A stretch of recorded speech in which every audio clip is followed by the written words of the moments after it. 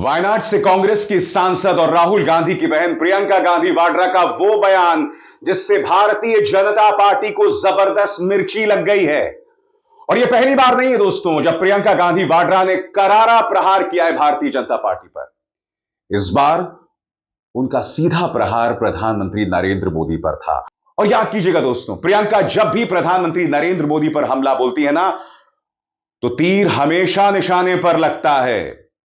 और इस बार प्रियंका गांधी वाड्रा जो संसद के अंदर प्रदर्शन कर रही थी, स्पेशल इंटेंसिव रिवीजन, बिहार में जो चुनावी प्रक्रिया चल रही है जिसमें पारदर्शिता की सख्त कमी है, प्रियंका ने कहा कि प्रधानमंत्री घबरा गए हैं, प्रधानमंत्री कमजोर हो गए हैं क्योंकि सवालों के जवाब उनके पास नहीं है। आज इस कार्यक्रम में मैं आपको बताऊंगा दोस्तों कि प्रियंका का एक एक शब्द किस तरह से प्रधानमंत्री नरेंद्र मोदी पर भारी पड़ता है और समानांतर तौर पर आज राहुल गांधी कहां थे उसकी भी मैं चर्चा करूंगा। मगर सबसे पहले सुनिए प्रियंका अपने अंदाज में किस तरह से प्रधानमंत्री पर प्रहार करती हैं। वोट चोरी बंद करो, बंद करो, बंद करो। वोट चोरी कर रहे हैं, देखिए। गद्दी छोड़, गद्दी छोड़। सरकार सुन नहीं रही है, कुछ नहीं बोल रही है। जवाब दो, जवाब दो। को तैयार नहीं है। घबरा क्यों रहे हैं? इतने दुर्बल हो गए हैं, पार्लियामेंट चला नहीं पा रहे हैं, ट्रंप जी का सामना नहीं कर पा रहे हैं, क्या हो गया है?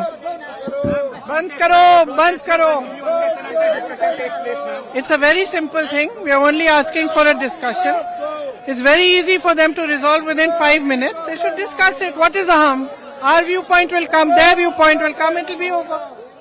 तो जैसे मैंने बताया दोस्तों, एक तरफ प्रियंका गांधी वाड्रा ने सीधे प्रधानमंत्री नरेंद्र मोदी पर प्रहार किया और दूसरी तरफ राहुल गांधी झारखंड में हैं।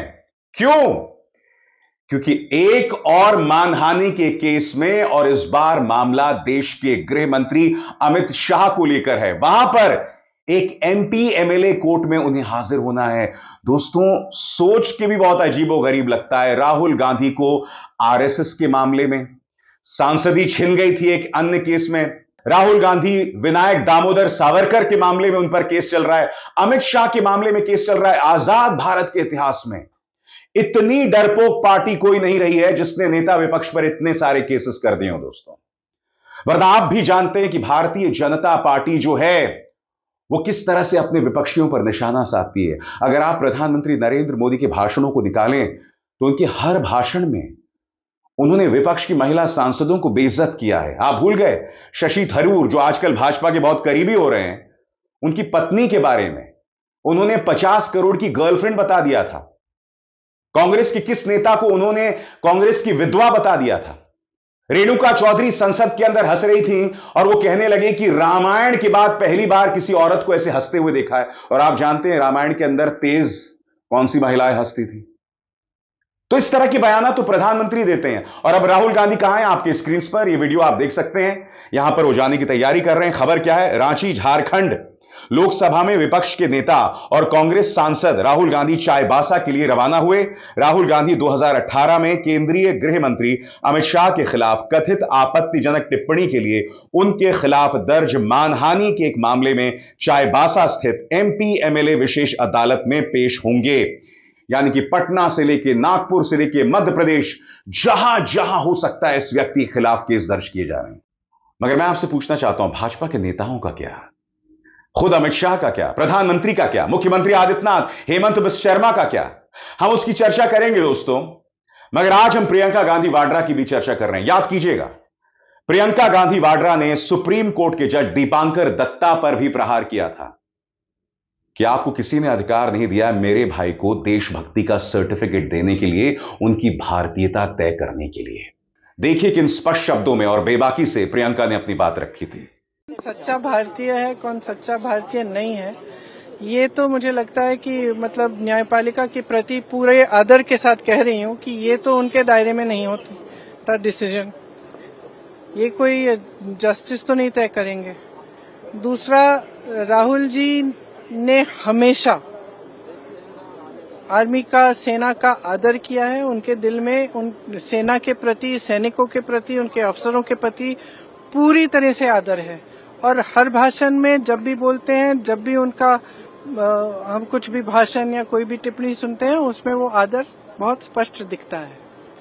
जो लीडर ऑफ ऑपोजिशन होते हैं, जो नेता प्रतिपक्ष हैं, उनका जो कर्तव्य है वो ये है कि सरकार से सवाल पूछना।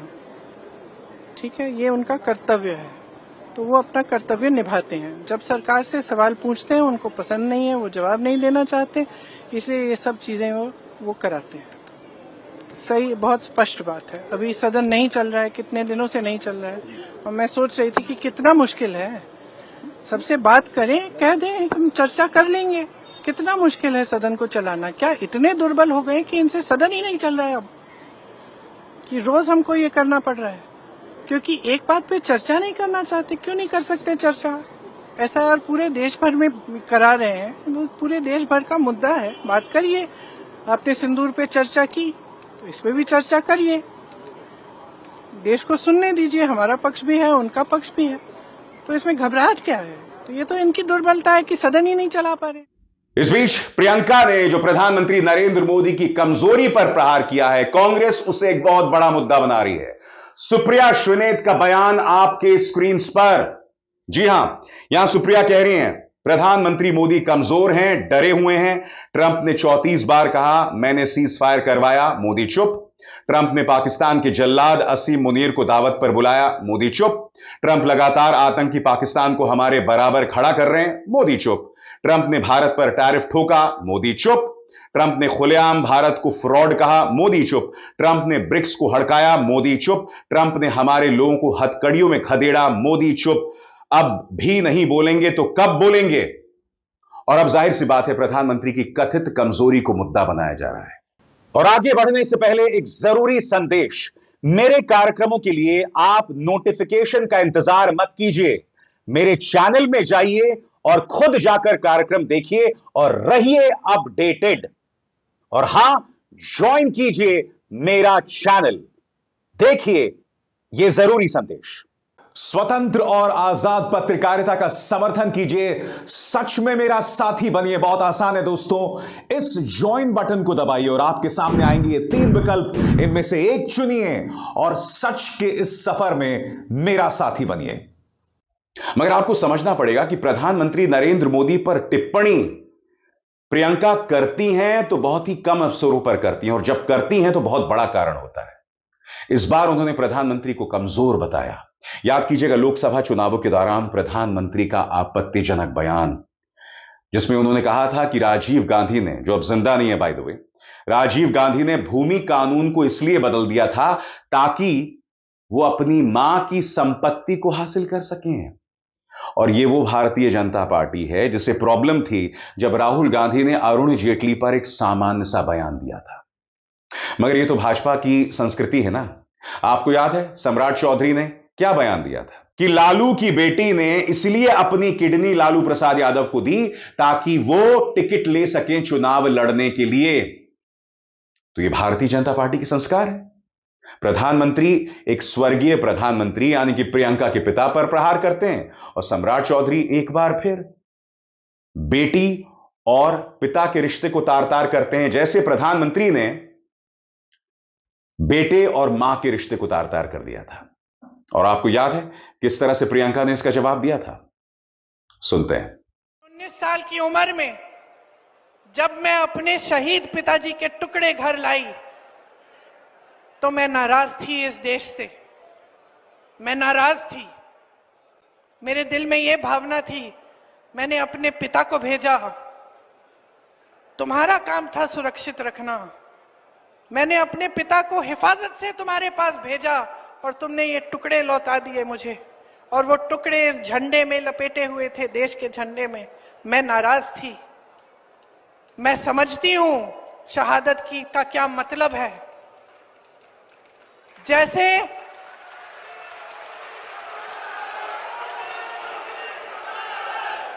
आज मैं 52 साल की हूं, आज मैं 52 साल की हूं, पहली बार मैंने ये चीज सार्वजनिक ऐसे मंच पे कही है। लेकिन वो जो नाराजगी थी मेरी, आस्ते आस्ते मैं समझी कि उस तरह की जो नाराजगी होती है वो सिर्फ उससे होती है जिससे प्रेम करते हैं हम।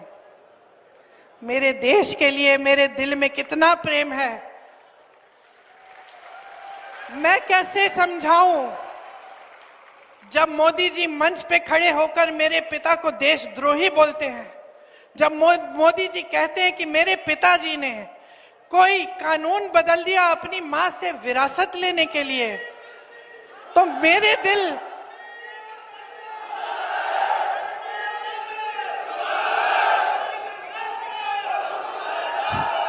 तो मोदी जी इस बात को समझ नहीं पाएंगे कि मेरे पिताजी को विरासत में धन दौलत नहीं मिली, मेरे पिताजी को विरासत में शहादत की भावना मिली। आप समझ सकते हैं, आप समझ सकते हैं, इस देश के किसान हो, इस देश की मिट्टी आपने सींची है अपने पसीने से, अपने इतने बेटे भेजे हैं सरहद पे। जब आपके बेटे शहीद होते हैं इस देश के लिए, तो मैं जानती हूं कि आपके दिल में क्या भावना है, क्योंकि वही भावना मेरे दिल में है। तो एक तरह से कहा जा सकता है, एक तरफ राहुल गांधी जो कि चाईबासा की अदालत में हाजिर हुए, अमित शाह को लेकर इस बार डेफेमेशन केस था, 2 दिन पहले चीन को लेकर उनका बयान जो तथ्यों से दूर नहीं था, उससे पहले सावरकर, उससे भी पहले आरएसएस। तो एक तरफ राहुल गांधी और दूसरी तरफ कमजोर प्रधानमंत्री, कथित तौर पर कमजोर प्रधानमंत्री पर प्रियंका गांधी वाड्रा का हमला। और यह जोड़ी लगातार भारतीय जनता पार्टी के नाक में दम किए हुए है। अभिसार शर्मा को दीजिए इजाजत। नमस्कार।